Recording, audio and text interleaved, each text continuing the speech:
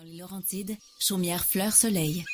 Renseignements et inscriptions au 450-693-0305 ou sur opérationnatura.org. Vous ne pouvez y être? Ne manquez pas la conférence avec Pierre Lassalle le 17 août à Montréal.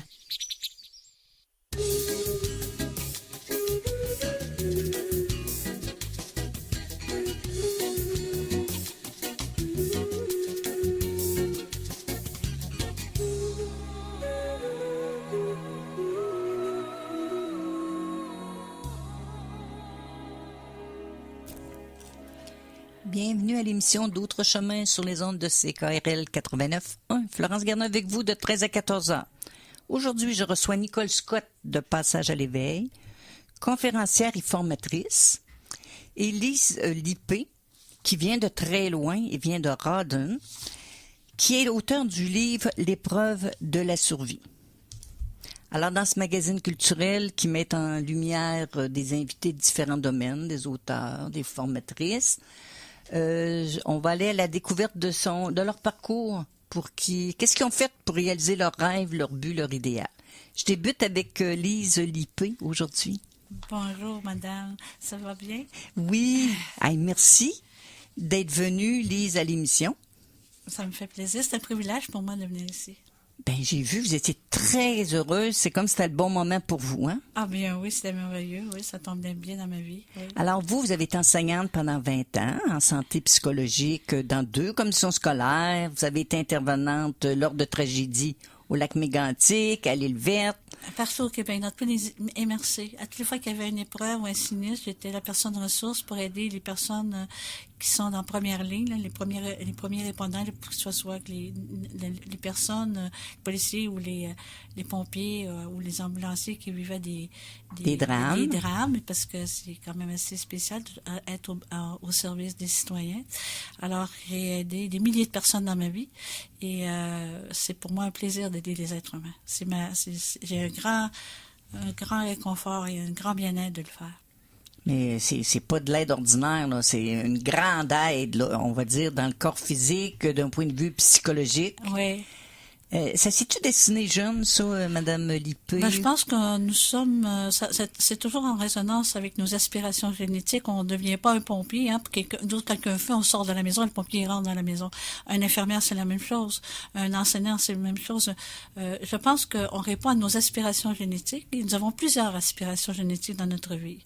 Alors, on peut faire différents métiers aussi parce que on évolue toujours dans ce que nous sommes au plus profond de nous-mêmes. Alors moi, j'aimais soigner les gens. C'est pour ça que parce que j'ai commencé dans le milieu hospitalier. J'étais responsable d'un département psychiatrique aussi. Alors j'ai touché les domaines j'ai aidé à soigner le corps et après j'ai aidé à soigner l'esprit des gens.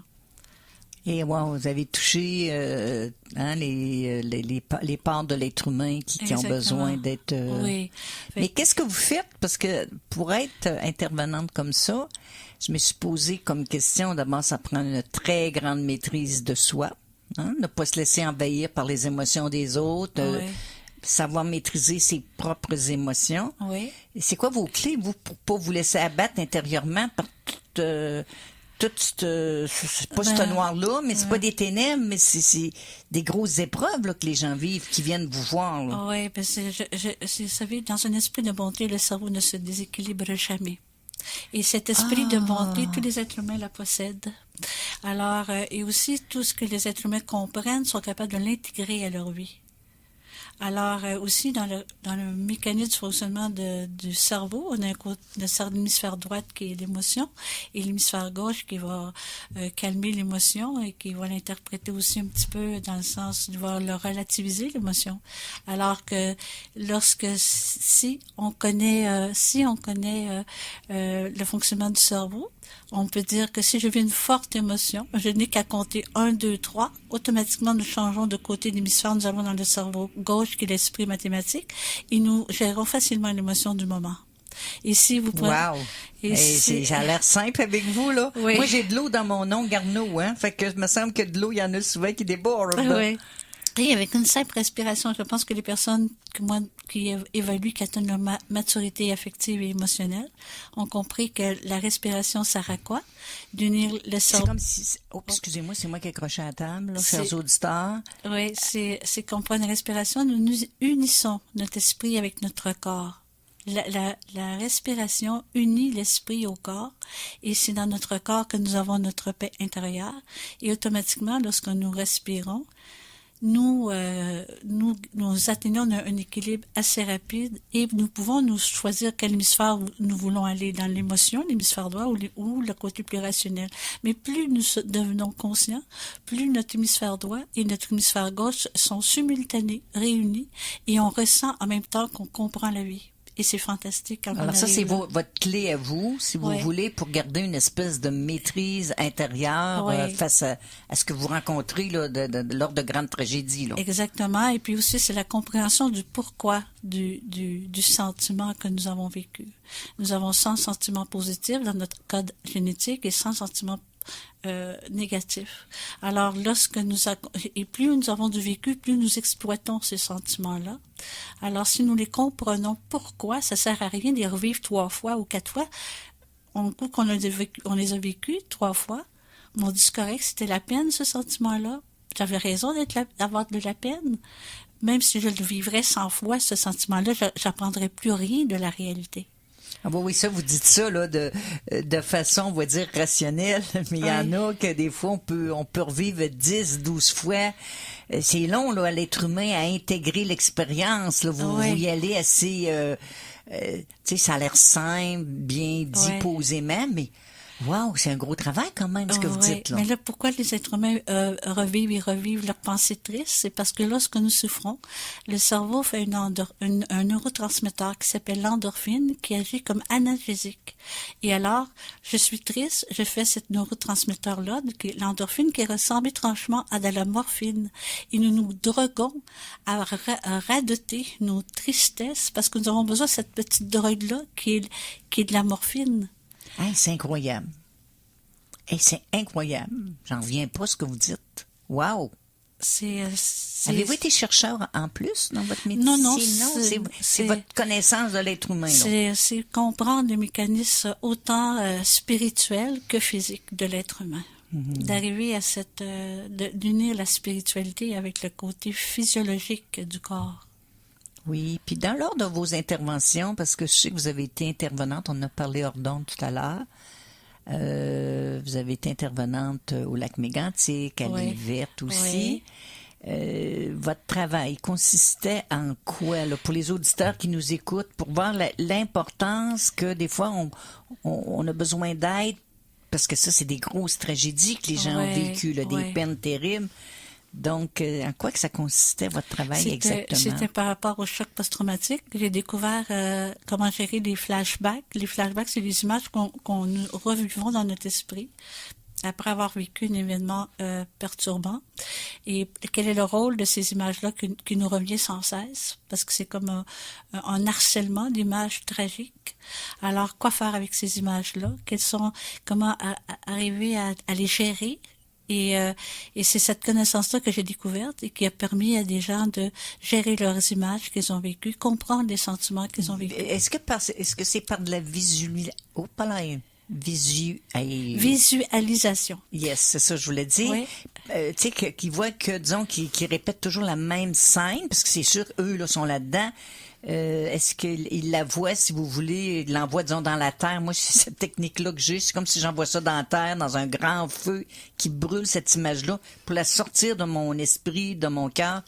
Vous, c'est-tu des techniques comme ça ou c'est vraiment une autre approche? Parce que le choc post-traumatique, c'est que c'est une explication. Le cerveau, il fonctionne par image. Moi, vous avez tous vu l'endroit ici, pour vous êtes de Québec. Vous aussi, vous avez vu une image du studio ici. Après physiquement, vous avez fait des pas pour venir jusqu'ici. On a toujours une image avant de faire une action. Et là, pourquoi qu'on a une image après un événement perturbateur, c'est que tout ce qui est de même nature est relié dans notre cerveau. Mais quand on voit, pareil comme à l'hiver, il y a des pompiers qui ont vu leur mère brûler sur le balcon, ils n'ont pas de lien avec cette image-là dans leur cerveau. Alors l'image, elle se promène, c'est comme si notre cerveau, c'est comme une pièce, puis là, elle ne sait pas dans quelle filière elle est. Alors l'image, elle nous arrive en pleine vécure. Dans quelle filière je me place? Où je me place? Alors, tu comprends-tu ta vie? C'est ça que tu as vécu. Gère-moi, place-moi dans ta filière. Puis vous, votre rôle, c'était ces De- personnes-là, de leur dire ou de leur... Oui, et de voir l'image, parce que c'est pas l'image qui nous perturbe, c'est le sentiment qui est relié à l'image. Oui, souvent, ça doit être de la Exactement. culpabilité aussi. Et le sentiment nous aide à nous situer dans la réalité. Alors, lorsque nous avons lorsque nous avons une image, il faut interpréter tous les sentiments qui sont liés à ça. Et les intégrer et dire n'importe qui. Même moi, je verrais si je voyais ma mère brûler sur un balcon, j'aurais les mêmes sentiments que les pompiers qui ont vu des personnes brûler vives. Alors, comprenez, c'est que nous sommes tous êtres humains. Je n'ai pas plus de sentiments que vous. Il n'y a personne qui a plus de sentiments qu'une autre personne. Alors, il faut les identifier parce que les sentiments nous servent à nous situer dans notre réalité. Alors, votre rôle, j'en reviens à ça, c'était de leur faire identifier l'émotion sous-jacente. Oui, exactement. Et les normaliser, les relativiser. Dire c'est normal d'avoir eu de la peine, c'est normal d'avoir eu de la terreur à l'intérieur de moi, de l'étonnement profond. Puis avec le sentiment de se sentir coupable. Exactement, l'impuissance devant la vie, oui, l'impuissance. ça c'est le bon terme. Alors l'impuissance. Alors vous leur expliquez toutes ces choses-là. Oui, là. exactement. Et là, on est en 2019. Hein? Alors, on est en 2019 et que si nous étions en l'an 3000, nous aurions des moyens beaucoup plus rapides de contrer les déséquilibres de la nature. Mais nous sommes en 2019, mais en 1800, il n'y avait même pas de psychologue. De psychologue ou d'autopompe, là. Si on est dans le domaine des pompiers, l'eau était avec des chaudières, on s'entend-tu? Alors, plus nous allons évoluer dans notre civilisation, moins la souffrance va être grande sur la Terre, et plus on va être capable de contrer les déséquilibres rapidement. Alors, nous n'assumons pas le manque d'évolution scientifique de notre temps d'époque. Alors ça les aide beaucoup à comprendre. Parce qu'on n'est pas responsable de manquer de moyens pour enlever la souffrance sur la Terre. Oui, c'est quelque chose. Hein? Oui. Oh là là là là là là. Alors vous, c'était toute une mission que vous étiez, que vous aviez choisie. En tout cas, vous vous êtes destiné à ça. Parce que c'est mes aspirations génétiques, simplement, aider les gens. Mais... Comme il y en a qui font des bonnes tartes aux pommes que je suis pas capable de faire. Comprenez-vous? Ah oui, bon, j'aurais dû vous en concocter une. Oui. Alors, mais là, ça m'amène une longue introduction pour vous présenter aux auditeurs, aux auditrices qui nous écoutent, parce que moi, j'ai été charmée par votre vidéo que vous avez fait cette semaine. Oui. Donc, vous, toutes vos belles connaissances, à un moment donné, vous avez dit, je vais les mettre dans un livre qui s'appelle « L'épreuve de la survie » aux éditions du Centre Lise Lippé. C'est moi. Je trouvais ça joli, du centre, mais j'ai dit au niveau du cœur. Au niveau du cœur, c'est ça. C'est ça que vous aviez pensé? Non, j'ai pensé, mais c'est un sens, c'est dans le sens que moi, je recevais des gens chez moi. Alors, ma maison, c'était comme mon centre de moi. Alors, je recevais les gens dans mon salon pour les aider. OK, à comprendre des choses. Oui, puis mais les gens faisaient des consultations chez moi, tout simplement. Puis j'ai mon bureau. Puis mon bureau, c'était mon salon, parce que je recevais les gens chez moi, dans mon salon, dans mon intimité. Puis c'est dans un milieu de nature. Alors, c'est très propice à ouvrir son cœur. Alors, c'est bien. Ah, c'est pour ça que vous aviez, avec votre maison d'édition, vous l'avez appelé comme ça. Oui, c'est parce que ça vient de ma maison de mon chez moi. Alors, je pense on va digérer tout ce que vous avez dit, parce que quand même, c'est pas rien. On va faire une courte pause musicale de 2-3 minutes. Oui. J'ai choisi pour vous, Lise, une chanson de Cyril Campeau, c'est un Français, qui s'appelle Mother Heart. Oh. On l'aura pas, mais c'est pas grave. On l'aura pas, c'est pas grave. Est-ce que tu as d'autres choses de Cyril Campeau? Oui, j'ai Christophe Maé. Non, mais une autre chanson de Cyril Campeau, tu n'as pas? OK, alors vas-y avec le choix de Carl. Vous êtes à CKRL 89.1 à d'autres chemins. Florence Garneau avec vous. De retour à CKRL 89.1 à d'autres chemins. Je suis avec Madame Lise Lippé, auteure du livre « L'épreuve de la survie ». Là, on entre dans le vif du sujet, Lise, parce que vous allez nous parler de l'écriture de ce livre qui est quand même des années d'études, de recherche. On a dit 20 ans, hein? 20 ans de recherche pour écrire ce livre. C'est vraiment un travail colossal, titanesque, madame. Titanesque. Tu bosses un peu? Oui. Puis je le crois. Parce que là, vous êtes allé... mais déjà, vous aviez cette attirance-là, cet attrait-là, cette quête-là d'aller au fond des choses. Là. Exactement. Moi, c'est le pourquoi de tout ce qui existe qui m'intéresse. Et puis, là, à un moment donné, vous avez dit, je passe à l'action, j'écris mon livre. Alors, parlez-nous de l'histoire pour donner le goût aux auditeurs. Pourquoi ils achèteraient votre livre, là, ce magnifique livre-là, qui est quand même, je vais vous le dire tout de suite, chers auditeurs, il y a quand même 553 pages, puis les marges sont pas très larges. Alors, il faut aimer lire.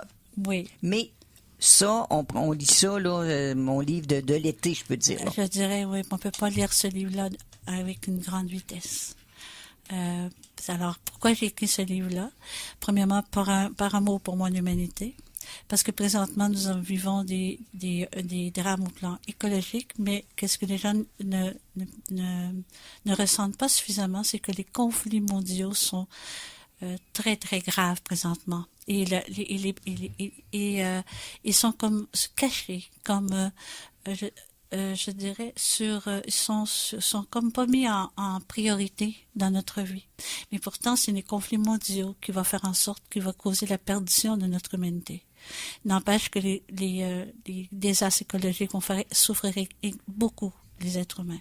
Alors, je me promenais sur mon chemin de campagne et je me disais, je vais écrire un livre, qu'est-ce que je peux faire pour aider mon humanité? Alors, puis là, je me disais, les gens, ils sont au courant que ça va pas bien au niveau écologique, mais ils ne le ressentent pas. Ils ne ressentent pas la gravité des conflits mondiaux qui planent en haut de notre tête. Alors, je vais écrire le livre, l'épreuve de la survie, comment faire pour passer au travers de cette épreuve-là d'agressivité, de désordre écologique, et aussi pour arriver à faire en sorte de faire exister les écrits aussi religieux aussi, parce que toute la trame de mon histoire, elle est puisée dans la Bible. Tous les personnages ont des noms bibliques que j'ai puisés. La trame est vraie, l'histoire, elle est fictive. Donc, ça allie la réalité actuelle, ouais, liée avec son origine du passé. Exactement. Alors, ça nous explique le parcours de notre évolution en tant que civilisation. Et pourquoi qu'une personne va lire mon livre? Parce que en allant aux sources, ça va aider les gens, premièrement, à s'améliorer eux-mêmes. Aussi, avoir un peu plus de conscience de ce qui se passe. Exactement. Et dans le sens de s'énoblir dans la beauté de notre ADN. Parce que tout ce que notre ADN, il est parfait, il est magnifique. Mais au travers des époques, au travers du temps, on a fait des travers, et ces travers-là, ce sont des défauts. Dans mon livre, je les appelle les atavismes génétiques, et que nous reproduisons au travers des générations, puisque c'est toujours le même pattern, les mêmes mécanismes qui se reproduisent, les guerres entre les peuples. Il s'est pas passé 100 ans dans notre histoire ce qu'on s'est pas entretué. Alors, cette réalité-là, ou bien nous arrivons à l'âge d'or de notre civilisation où nous nous autodétruisons. Et nous sommes dans une époque où c'est notre autodestruction qui plane au-dessus de nos têtes. Et si nous aimons notre descendance, il faut faire en sorte que la descendance ne vive pas ce drame-là. Alors, ce livre-là va élever le niveau de conscience par rapport à notre réalité, va élever le niveau de conscience de l'être humain, va aussi comprendre le monde du céleste. Vous savez, le monde du céleste a toujours été un mur. C'est comme si les gens voyaient la réalité du céleste comme inatteignable. Alors moi, Yahvé, dans mon livre, c'est le président des éternels, et je le rends humain. C'est un livre choc, un livre bouleversant. Un livre que je permets à Yahvé d'avoir une relation sexuelle avec Asherah, qui est aussi, je dis, une personne biblique. Alors, on assiste à une relation amoureuse avec Yahvé, imaginez, là. C'est quand même assez exceptionnel. Ça, c'est fantastique, là. Là, vous avez rajouté un volet qui je crois pas qu'il existe dans le monde angélique, mais en tout cas, vous l'avez... exactement. Je l'ai Vous concrétisé. vouliez brosser le monde un peu, là. Oui, exactement, parce qu'on dit faisons homme à notre image et à notre ressemblance. Ce sont des êtres humains dans ma tête. Ah oui, oh non, moi je vois pas ça comme ça, mais quand Ouais, même, c'est ça. vous avez mis du Oui. fantastique un peu Exactement. dans votre livre Ouais. pour peut-être, en fait, alléger la profondeur Pour de... avoir un lien avec le céleste encore plus proche. Avoir une espèce de permission d'accéder. OK, puis parlez-nous donc. Oui, parce que c'est faisable d'y accéder par la Oui, méditation. Tout ouais. à fait. Parlez-nous, j'aimais votre mot atavisme. Tu sais, alors je suis allée chercher l'origine de ça, parce que ça, c'est des origines, là, c'est loin, là. Oh oui, c'est vraiment, ça remonte Alors, à... vous parlez que les gens, il y en a encore certaines dans leur, comment on dit ça, dans leurs différents corps. Je sais pas comment dire. Moi, je dirais dans les différents corps subtils, mais aujourd'hui, ils mettent toujours le mot ADN, mais... Oui, c'est le code génétique, l'ADN. Ah, OK. C'est l'ADN. Alors, c'est que nous reproduisons de génération en génération toujours les mêmes atavismes. Et il y a...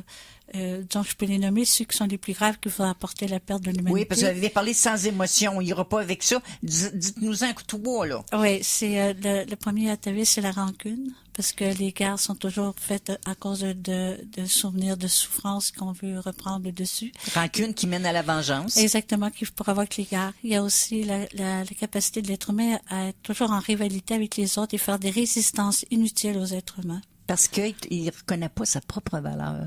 Exactement, bien dit. Et aussi, dans le dernier, c'est d'avoir le contrôle et le pouvoir sur les êtres humains. Alors, c'est un atavisme de contrôle. L'homme... Au lieu d'avoir le pouvoir de l'amour, hein? Les femmes, nous avons été sous le contrôle de l'agence masculine, mais c'est toujours été une quête de pouvoir quelque part. Alors, si nous... Il faut accepter aussi notre différence, hein? Un homme, c'est un homme, une femme, c'est un complément. On est avec plus de réceptivité. Il faut être fier de ça. Exactement. Mais souvent, les jeunes femmes, ils veulent devenir comme des gars, tu sais, dans l'affirmation. Exactement. Alors là, il n'y a pas un sexe supérieur à l'autre. Nous nous complétons parfaitement. C'est oui. Vous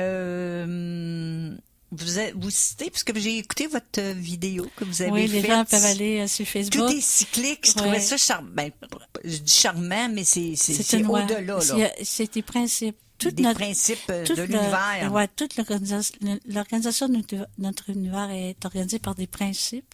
Alors, dans mon livre, je nomme tous les principes, que les lois cosmiques aussi qu'il faut respecter si nous voulons vivre en équilibre. Et tout est cyclique, c'est un principe qui régit l'univers. Alors, c'est toujours les mêmes patterns que nous revivons, soit dans le côté positif ou négatif. Alors, si nous voulons survivre, il faut prendre le cycle du bien, non pas le cycle du mal. Et que j'aimais ça que vous remettiez au goût du jour les notions de bien et de mal aussi. Oui. Parce que le mal existe. Aujourd'hui, c'est comme s'il n'y en a plus, là. Non. On est toutes, des fois, on voit ça dans le New Age. Ouais. On est quasiment des dieux tout de suite, puis on a bien du travail à faire intérieur, là. Oui, nous sommes présentement situés dans le cycle du mal. Donc, vous citez, dans la nature se cache une spiritualité en résonance avec nous. Pouvez-vous nous dire un petit peu qu'est-ce que vous vouliez dire par ça? Si on regarde un arbre, s'il n'y a rien n'affecte sa croissance, il va grandir. Et nous sommes comme un arbre. Nous avons la résonance de tout ce qui est vivant a une résonance avec nous. Et nous pouvons aller chercher des allégories et comprendre une grande sagesse qui se cache. Dans cette dynamique-là. Ben, c'est le temps que j'ai à vous accorder, Lise Lippé. Merci d'être venue.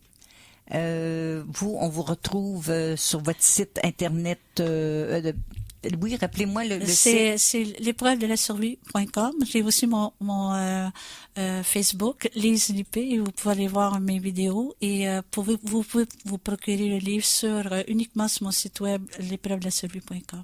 Merci. Puis